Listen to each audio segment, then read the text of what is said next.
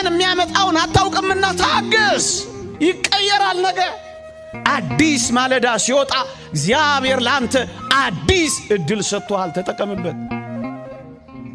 ወገኔ ሆይ 3 ነገሮችን እንንገርህ። ያለፈውን ሕይወትህን እያሰብክ በቁጭትና በጸጸት ከኖርክ ጭንቀታም ትሆናለህ። ስለዚህ ራስን ታጠፋለህ። አዲስ ቀን አለ። ያለፈውን ተው፣ ያለፈውን ተው። ነገን ደግሞ በስጋት አትመልከተው።